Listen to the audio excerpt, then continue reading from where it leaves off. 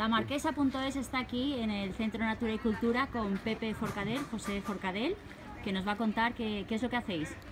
Pues nosotros tenemos un campo donde estamos haciendo verduras sin productos químicos y lo que hacemos es cajitas de verdura de temporada llevada a domicilio. Entonces yo lo que hago los lunes es envío un mensaje por Facebook y por WhatsApp y lo actualizo en la web.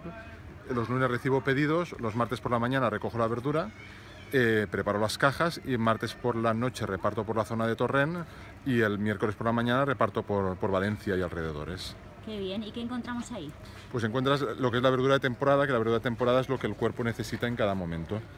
Entonces en este momento estamos acabando la temporada de verano, están acabando los tomates, los calabacines, pimientos, berenjenas y ahora ya empezará esta semana a ver acelga, dentro de poquito coles, coliflores, lo que es más verdura de invierno, que es lo que nuestro cuerpo necesita en invierno. Qué bien, y todo fresco de la huerta. Acabadito de recoger.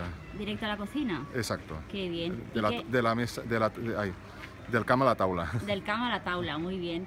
Y entonces el miércoles yo ya quedo contigo y me traes la verdura a casa. Exacto. Tú el lunes me lo dices y yo el miércoles te la llevo a casa. ¿Y qué es una cesta ya preparada o sí. yo elijo? Si hay algo que no te gusta o de algo que quieras más o menos, me lo pides y yo te la personalizo. Y como siempre nos da miedo el precio porque todo lo ecológico es más caro. Pues son unos 6 o 7 kilos. A quien compra semanalmente son 13 euros la caja, que puedes ir a cualquier sitio a comprar verduras sin productos químicos a ver si con 6-7 kilos te puede salir por 13 euros. Y encima lleva a domicilio. Lleva a domicilio, que no tienes que ir cargada. Exacto. Fenomenal. Pues Pep, ¿dónde te podemos encontrar? El tiopep.es. Tiopep.es. Vamos a ponerlo aquí. Y en Facebook también. Sí. Perfecto. Pues nada, José, encantada y gracias. Igualmente, gracias. Gracias, hermano.